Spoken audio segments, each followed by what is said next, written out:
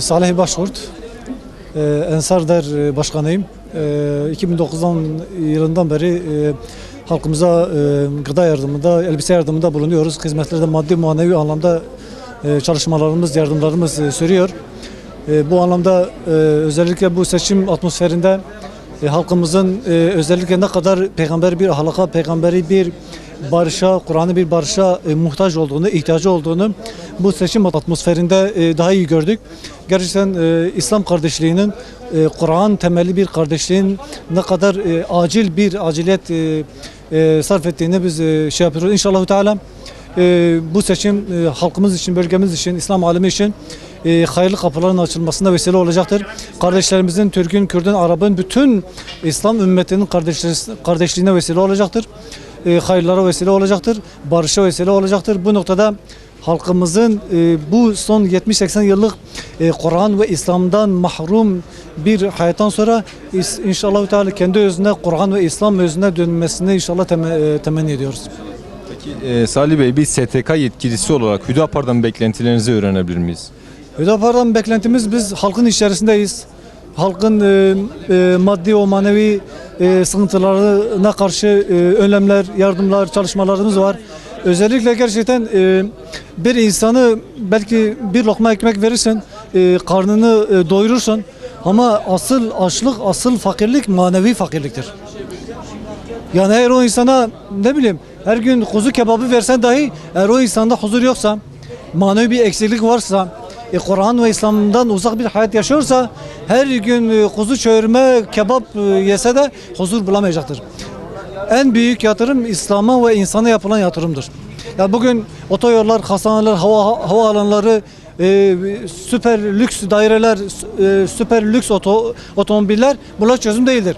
Eğer bütün bunların hepsine sahip olsak dahi eğer kendi evimizde, otomobilimizde rahat değilsek, huzurlu değilsek bu sıfır otomobillerin, lüks dairelerin, süper otoyolların hiçbir kıymeti yoktur. Özellikle bu halkımızın manevi değerlerine yönelik bir yatırımın olması lazım. Hüdapar'dan beklentimiz budur. Acilen. Gençlerimizin durumuna bakıyoruz. Gençlerimizin hareketlerine bakıyoruz. İnternetin, görsel ve yazılı medyanın saldırısı altında. Geçen 10 yaşında bir çocuk geldi, dedi abi sende sigara, ateş var mı? Ve o çocuğun o isteği gerçekten biraz kendime kızdım. Biraz alimlerimize, şeyhlerimize biraz yani bir öz eleştiride bulundum. Neden bu çocuklar, 10 yaşındaki çocuklar uyuşturucu kullanıyor? İçki kullanıyor. Bunun müsebbibi o çocuklar dünyaya gelirken İslam fıtratı üzerine dünyaya geldi. Ne oldu da bu gerçek şu anda uyuşturucunun, internetin, ahlaksızlığın, fuhşiyatın pençesi altında. Acilen Hüdapar'dan beklentimiz manevi yatırımlarda acilen bir geçiş yapmasını istiyoruz. Çok teşekkür ediyoruz. Allah razı olsun. Ramazanlar boyacı. Enver Bey, Hüdapar'dan ne bekliyorsunuz? En güzellik, hürriyetlik. Siz bizi dinimizi, çocukların sağlığını, bir şeyleri getirsin, en güzeli budur. En güzel. Başka ne bekliyorsunuz? Siz bize iyilik getirsin, bize her şeyi, dini getirsin, odur. Azlıka durmaz. Abla, Hüdapar'dan beklentilerinizi öğrenebilir miyiz? Neler bekliyorsunuz Hüdapar'dan? Hocam, öncelikle adalet inşallah gelecek onunla. Adaletle beraber gerçek hizmet gelecek Allah'ın izniyle. Ve onunla beraber inşallah mazlumlar, bir de ırkçılık buradan kalkacak Allah'ın izniyle. İnşallah onu bekliyoruz Allah'ın izniyle. Manevi olarak neler bekliyorsunuz? Gençliğinizin, geleceğinizin, evlatlarınızın geleceği için. Allah'ın izniyle inşallah gelirse bu cehalet oradan kalkacak. Çocuklarımızı emin insanlara teslim edeceğiz. Gülsüm abla, Hüdapar'dan beklentilerinizi öğrenebilir miyiz? Evvela şunu söylemek istiyorum. İnsanlar şunu çok iyi bilmeli ki İslam'ın dışında hiçbir şey ne gerçek kardeşliği, ne gerçek adaleti, ne gerçek huzuru sağlayamaz. Ve İslam'ın dışında hiçbir şey insana gelecek endişesi taşıma şeyi vermez. Biz biliyoruz ki Hüdapar geldiği zaman İslam gelecek.